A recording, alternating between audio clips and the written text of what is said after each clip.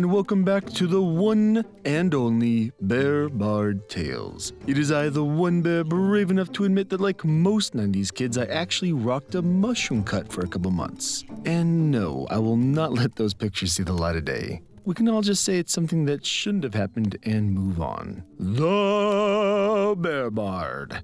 Hey, how you doing today?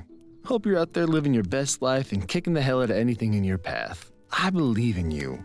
I do not, however, believe in Gunk the Destroyer of Campaigns. I mean, I believe he exists, but not in him as a person. Now you may ask yourself, who is this Gunk Destroyer of Campaigns? And well, I'm glad you asked, because the rest of this video would be real awkward if you had no interest at all. But instead of giving a big, long preamble, I'll just let the story give you an idea for this walking edgelord. Before we get started, however, I would like to bring your attention to the little hand at the bottom of this video. If you give that a thumbs up some love, it would surely love you back. Also, make sure you're subscribed. Every sub I get gets me one step closer to discovering why not every single one of you has gone out and watched Ted Lasso. Seriously, watch it. It's great. And with that, let's get started with today's video titled Problem Player Sigma Male Takes Things to a Physical Level. Seriously, these guys need shorter titles for these things. Hi all, this happened fairly recently. This is a story about a very, very deluded individual with a fortunate happy ending. I wanted to wait a while to post this because I wanted to talk to almost every party member to get the most accurate picture of what happened. It took a little longer because of school nearing the end of the semester for us all. I am using a throwaway because the people involved are Redditors as well. If the player who is the cause of all this mayhem sees this, you know what you did. Please, I'm asking you to step away from the internet and seek help. You need it. Marked NSFW for language and some adult themes. TLDR, just in case, a problem player makes a wolfman edgelord rogue that acts really dumb and problematic, and attempts to take control of the party. He leaves eventually, but it took way too long. So I have a Discord server with 3 of my closest friends. Let's call them Bob, Dan, and Jess. We've been playing video games with each other for years and recently wanted to get into D&D. Around the time we wanted to start, Jess got a new boyfriend. We'll call him Gunk. Gunk at first didn't seem like a problem at all. He was on the quiet side, but once he got used to us, he was talkative and friendly. As he was also a huge gamer, he played video games with us daily. Even in the competitive atmosphere, he never lost his friendliness towards us. To be honest, it was nice having a new person around to play with. Also, Jess and Gunk were a fairly closed-off couple. What I mean by that is they never went into big displays of affection for each other when spending time with us as to not make us uncomfortable. So why would I name him Gunk? Well, because for some reason, D&D was apparently the key to unlocking his inner demons. We knew from gaming and hanging around that Gunk was a bit of an edgelord. He was always drawn to edgy characters and themes in the games we played. We also learned later, after this mess, from Jess, that Dan, Bob, and I all made him feel inferior. I say this because I think it provides insight to how his campaign-ruining character was created. Also, just as a little side note, I believe edgelords aren't inherently bad. I think they can potentially provide interesting party dynamics. However, the way Gunk went about his character was just awful. Also, extra side note, this was everyone's first exposure to D&D except for Gunk. So we're gonna make a lot of dumb rookie mistakes. Anyway, let's get into what happened. We all discussed playing D&D and invited Gunk to join us. Jess wanted to be the DM and got to work on a campaign with the help of her dad, a big D&D veteran of over 20 years, while the rest of us made characters. We ended up having session 0 with no input on what the campaign was about. Jess wanted to start with us waking up in a mysterious dungeon with no memory, but she didn't say that until we started. So session 0 was just us players making a party comp that was balanced and sharing our backstories and such. If anyone wants to know, here's the lineup. Me, a mountain dwarf fighter. Bob, tiefling bard. Dan, human wizard. Gunk, a wolf-born rogue. So one of these things is not like the others. Gunk homebrewed his race. He described them as part werewolf, part human with a tragic backstory. He had +3 for dex and wisdom, +2 for strength, and +1 for initiative, dark vision, and advantage to wisdom and dexterity saving throws. Jess, not knowing any better at first, said that his race was fine, but Dan was a little suspicious and eventually compared Gunk's wolfborn to other handbook races. Dan would then say that Gunk's race was absurdly more powerful than anything that the handbook had offered. When shown the evidence, Jess agreed and said that Gunk would need to figure something else out. Gunk grudge counter 1. Gunk was a little unhappy that Dan was so determined to ensure that his creative vision didn't see light and blamed it on Dan's distaste for tragic and dark themes in video games. Now, a little background as to why he said that is because Dan is, in fact, not a fan of edgy characters and such. He is fine with them being in games and all, but never one to actually take an interest or like them. He thinks they're dumb, and unfortunately, Dan faced a lot of domestic abuse and family death growing up. So, when edgy characters go in depth about just how tragic and dark their backstory is, it hits Dan a little differently. Thankfully, the group ruled that this wasn't just because Dan wasn't a fan, but because Gunk's race was a lot stronger than it should be. Jess went back and forth with Gunk, and they made a compromise. Gunk's wolf folk kept his bonus to initiative and had a +2 to dex and 1 to wisdom and dark vision. He chose rogue as his class. Then came Gunk's backstory. Brace yourself, I don't recall word for word what he said, but it went something like this. Abandoned at birth and raised by wolves, Melis learned the hard way about winning or you die, and forced himself to push all he had to keep up with his canine family. Some goddess of wolves granted him to be part human and part wolf after recognizing his determination. Now he seeks to bring glory and conquer any challenge he comes across for his pack and goddess. Then, one day he came home to his pack's lair to find them all dead, killed by human hunters. He killed them all and now he wears their hair as a coat? And now has a newfound bloodlust to fill the cracks of this broken man. He then went into detail about how he suspects only the loving embrace of a woman who accepts his wild soul could potentially heal him. I'm gonna be honest, I was trying my hardest not to laugh. I was very glad we were playing online and not in person. So yeah, that was our party lineup.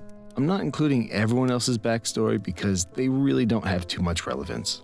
With session 0 out of the way, we set up a weekly time to play and had a solid amount of good sessions. We did in fact wake up in a dungeon and have to improvise a way out and fight off some basic weak undead enemies. When we found the light of day, we stumbled upon a village that was being harassed by a large goblin clan. The village elder offered us a reward for us to scatter them and gave us a forward payment to buy proper equipment since the stuff we found in the dungeon was all improvised weapons and armor. Fast forward a few more encounters and we get to level 3 and manage to track down the goblin camp. After some college-educated planning, we decided to just break in and rush into the camp. We found ourselves swarmed instantly by a huge number of goblins. Gunk went first with his high initiative and managed to kill a goblin in one hit. He got a few good jobs from us. Next was Dan, who literally incinerated 18 of the little buggers with burning hands. We were all in ecstatic uproar by this. Jess's dad happened to be nearby when this occurred and offered the idea that the rest of the goblins, save the chief, should be frightened for a few turns.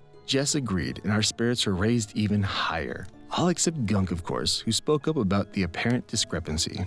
Gunk, wouldn't they be frightened when I'm near them because of my imposing appearance? Jess's dad? Probably not. Gunk, What? Remember that my character is a 6'6" wolfman in peak physique. How would that not scare them? Jess's dad, well, if you're trying to intimidate one of them, I'd probably give you an advantage, but goblins don't care what they fight. If they have numbers, they will be confident in combat. Dan has taken that away, so now they are frightened. Gunk, I disagree, but okay. What if I killed their leader? Jess's dad, sure, if the leader dies, I'm sure they'll be frightened in general. Remember, though, that Jess is the DM. What she says goes. Jess, I think they would be frightened. Gunk, thank you. Gunk grudge counter 2. We ignored this outburst and continued the fight. I should note that the goblins were all level 1 to 2, but the leader was level 5. Despite the advantage that Dan had gotten us, we were all still getting beat up pretty badly and were running out of party healing with Bob's spells. Soon enough, the only party member capable of healing was Dan as a necromancer with Grim Harvest. Despite our situation, Gunk had the bright idea to disengage and run past the horde of goblins to fight the chief on his own. Gunk, I bare my teeth at the chief, demanding a duel between just the two of us. Silence. Jess, you do what now? Gunk, I challenge the chief to a duel. Jess, okay, well, given your character's instincts and general knowledge of goblin behavior, you know it is unlikely for the chief to honor a duel. Do you still wish to continue? Gunk, sure, he will need the help anyway. We proceed to watch a goblin chief bring Gunk down to 1 health in a single turn and no way to heal. We all discussed what to do since having a down party member would really hurt us right now. Dan suddenly pipes up. Dan, I have a question. Grim Harvest says that I heal when I kill with a spell. Is there any way I could transfer my healing to someone else? Jess is silent for a few moments before calling her dad over. Jess's dad. That's an interesting idea. I would say yes, as long as you're within 10 feet of them and you already have full health. We all then discuss the process of escorting Dan within 10 feet of Gunk and doing our best to ensure he doesn't get harmed. Gunk remains silent during this time. Our turns cycle and Gunk moves away from the chief. I use a reaction to body block a shot that would have hit Dan, and Dan manages to reach Gunk, killing another goblin in the process. However, it seems that Gunk was not a big fan of being helped. Gunk grudge counter 3. Dan, I would like to transfer my healing to Gunk. In character, allow me. Gunk, in character, Save it, I don't need help. Dan, you're barely standing, my friend. Gunk, We aren't friends. Get lost. it took the whole party to convince Gunk to grudgingly accept the healing. It saved his life as he took damage next turn but managed to stay up. Together, the party kills the rest of the goblins and Gunk gets the final blow on the chief. Brace yourself, here is another Gunk moment coming up. Gunk. This kill is mine. The treasure he holds belongs to me. Me. Are you joking? This was a team effort. You do not get all the spoils. Gunk. Ha! The cub dares to challenge his alpha. Gunk then howls loudly, and to his credit, he sounded a lot like a wolf, which is ridiculous for 2 reasons. 1, it's cringe as hell. Seriously, why do people do that? 2, it means he's been practicing. We were all then jump scared by Dan's Great Pyrenees barking like crazy in the background of his mic. Apparently, Gunk was loud enough to pass through Dan's headphones. We listened to Dan yell until his dog finally quiets down. Dan, I would like to respectfully request you never do that again. Bob, look, I'm glad you wanted to roleplay, but I don't think howling into everyone's ears is a good idea. Gunk. I understand. My sincerest apologies, everyone. You never talked this way before. It caught me way off guard. Jess, the loot is also not all yours. It will be shared. Gunk grudge counter 4.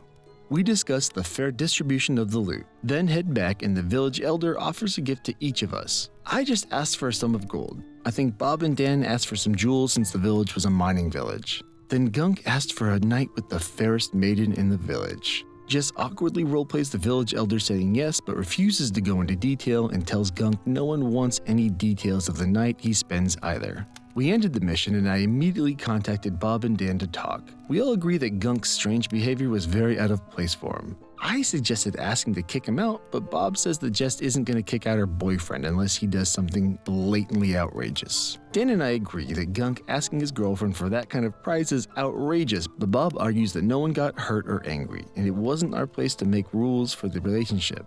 Fair enough. As a side note, it's kind of weird going up to your new girlfriend or boyfriend and role-playing you doing things with someone else. Just a public service announcement, I guess, for those of you guys in new relationships playing D&D. The next couple sessions were fine again, but we would learn from Jess later that Gunk was not having fun. He then suggested to Jess a new rule to be put into play.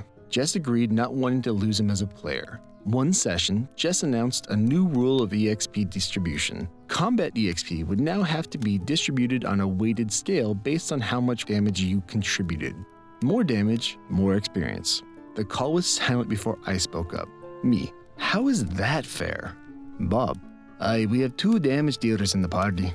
Jess, well, I just want to make sure that everyone is equally compensated for their action in combat. Bob, okay, well, I wouldn't get extra XP for healing or buffing. Me, wouldn't I also get extra XP for tanking and distracting enemies? Jess, no, I don't know how working a weight scale would work with all that. Plus, damage is what actually ends the fight, so I think the emphasis should be put upon it. Dan, I'm gonna be honest, I don't see how that helps anyone. Gunk, What do you mean? What are you upset about? It helps us, dude. We get rewarded for being good at our job. Anyone can build a character to take a hit or be a musician playing behind us all. It takes skill to be a good damage dealer. Me, that's a dick thing to say, buddy. Gunk, I'm just speaking the truth. Dan, Okay, before we start screaming at one another, let's step back. I'm not upset at this rule, but I don't think it should be a thing. Dan goes pretty in-depth about why he thinks the rule is dumb. I'm paraphrasing here, but he basically said that allowing him and Gunk to grow stronger will only hurt them in the long end because the party needs each other. Having a weak tank and utility will bring a lot of pressure on them, and while they are damage dealers, he points out that a lot of the damage they do is dependent on the crowd control Bob and I provide, specifically Gunk's sneak attack and its dependence on my positioning. To our surprise, after about 30 minutes of them talking, Gunk actually agrees with Dan and the rule is abolished. Props to him for keeping us all calm and talking through the situation to a conclusion. So the session continued, and while Gunk agreed with what had happened, it still didn't fix the fact that he wasn't having fun. Now his greatest crime spree would start. There was a week when neither Bob nor Dan could play that night because of school-related things, so Jess announced that the session was canceled. Except it wasn't. Gunk had somehow convinced Jess to allow him to have a private session on his own. He even made a second character, a paladin, to tank for him. He played both in his own private session and was able to level up from it. You can imagine our surprise the next week when he got to pull out 2 icons on the digital board for his character, which were both level 5, compared to ours which were all level 4. The group was not happy and only got incredibly frustrated when Jess had explained what had happened. I don't remember the argument, but eventually Jess agreed to revert his level back to ours. Gunk got to keep both his characters, but was told he couldn't play them both at the same time. This somehow translated to Gunk that he could swap his characters out when he wanted, which was never discussed. During the middle of the fight, Gunk suddenly describes a glowing beam of moonlight shining on his character. We all hear the mighty howl of a wolf as his character shifts into a paladin of his wolf goddess. Dan, are you allowed to switch just like that? Also, I thought your characters were 2 separate people. Gunk. That was for that one session. I think it makes more sense for my character to instead have 2 forms. Bob. Okay, so back to what I was trying to say before. He just gets 2 characters and can just swap whenever? I get he's your boyfriend, but you can't just give him special treatment like that. Gunk. I cannot believe you're just pulling that card. A true sign of a cub. Bob. My man, I don't even know what the fuck that means. Gunk. It means you're stupid and immature. Also, you just proved both my points. Dan. Hang on. He's the stupid and immature one? You're trying so hard to play a wolfman to the extent of practicing howling and unironically adopting an alpha wolf lingo. If you want to be a wolf so bad, get out there, find a pack, and sniff the assholes. Gunk Grudge Counter 5. The session did not last long after this, and we ended up taking a week break of not really talking to one another. When we did get back, the sessions did not last long either. We left off in combat and continued from Gunk's turn. He stayed on his rogue. We were fighting 2 legendary orcs and managed to get one down. Gunk got the final blow on him and gave us all a, "That's right, who's alpha?" The other orc got really low, but not low enough for any of us to potentially finish it, save for Dan, with an upcasted spell. I can't remember which it was, but I think it was a Witch Bolt or Ray of Sickness. Anyway, Gunk went before Dan and did not like the idea of someone else getting the finishing blow on his enemy. Gunk. My turn, right? I sneak attack Dan. 18 to hit. Since he isn't facing me, I can pull it off. Jess. Okay, roll damage. Bob, Dan, and I, in unison. What? Bob. Party members can't attack each other. Jess. I am making an exception here because Dan did go a little far last session. Dan. You have got to be kidding me, right? Because Mr. Alpha Male got his bitchy feelings hurt, you're gonna let him attack me? Jess. Yeah, you went too far. Gunk. 32. He's down. Jess. All right, Bob, you're up. Dan. I am not down. As a reaction, I use shield, which adds +5 to my AC, bringing it up to 19. His attack misses. Jess. Since it's a sneak attack, I'm gonna roll you don't have time to make a reaction. Dan. Oh my god. It is so obvious it hurts. Okay, let me read the rules of shield for you. Casting time, 1 reaction, which you take when you are hit by an attack or targeted by the magic missile spell. An invisible barrier of magic force appears and protects you. Until the start of your next turn, you have +5 bonus to AC, including against the triggering attack, and you take no damage from magic missile. That is straight from the book. Gunk. You wouldn't have time to bring it up. My attacks are too fast. Dan.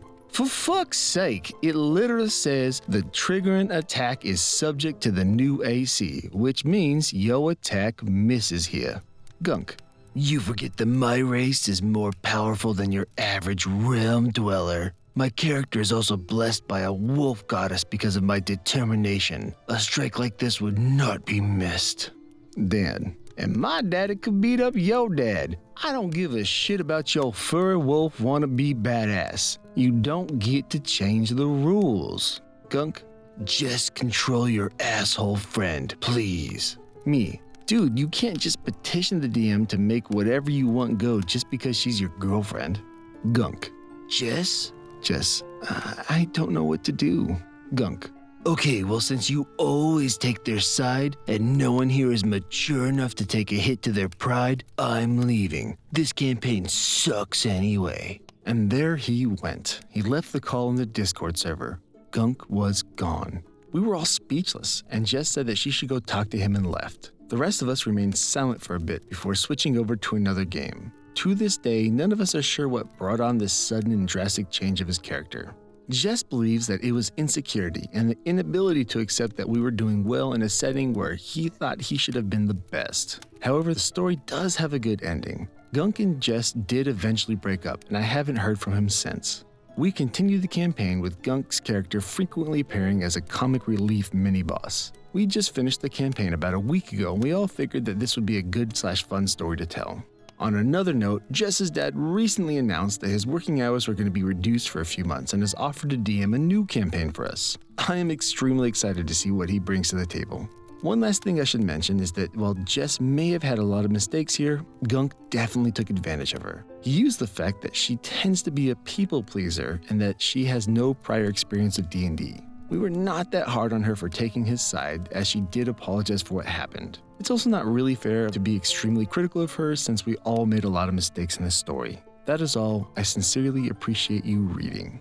Well, that's a lot. Now, before going in, I do want to get one thing out of the way. While Gunk is obviously the worst, he's not the only one at fault. I know OP touched on it a bit, but Jess has to take some blame. I know it's tough being a first-time DM, and add to that you're dating the problem player, but at a certain point you need to either commit to being fair in the game or stepping down if you don't think your relationship can handle it. Her enabling him gave him the confidence to escalate later. With that done, Jesus, this guy is so edgy. I feel like I just got cut while reading this. I think he's even Numb Reject approved. Dice Goblin's callback. I mean, first, can we agree that we need to move on from this "my whole family died" thing? Let's bring back characters that are here just because they're willing to step up, not because their greedy duke killed your family of potato farmers for no reason. And this is just a boring story grab of mine, but give your characters something interesting about them that is more than just the beginning of a Disney arc. Not saying that the tragic backstory is totally useless, but I feel like it's relied on a little too much. Next, if you want to make Fido the all-powerful sexy dog man, that's fine. Honestly, not my thing, but you do you. Just keep it on Tumblr as a short story and not in a campaign with others who you need to share the spotlight with. When you make a character for a campaign, you need to keep in mind that they are part of a team and not a main protagonist. Also, while I'm a huge promoter of Rule of Cool, you do need to remember that you're playing a game with rules. Rules that you can't just throw away because you created Fuzzy John Wick, especially with a group of newbies that need to learn the right way to do things so that they can later ignore all those rules in favor of their own. Also, can I just put a little plug in here and say that I freaking hate when EXP is distributed by damage not equally in literally any format. Now, I'll admit, this comes up more for me in video games, think tactical RPGs and older MMOs, but as a lifelong support player in almost everything, I hate when my contribution is trivialized because I spent my time keeping the prick who's just spamming attacks alive and their damage boosted. Plus, if you're truly playing as a group, what possible benefit would you have to being a higher level to others? That's just small PP energy. Also, unless you have a damn good reason, keep it to 1 PC per person. Now, I could keep going on, but you get the idea. New group going through new group things while a relationship makes it messier, and to top it all off, an edgelord with main character syndrome is not a good recipe. With all that out of the way, let's get to today's Bearbard's Cave of Art and Wonders.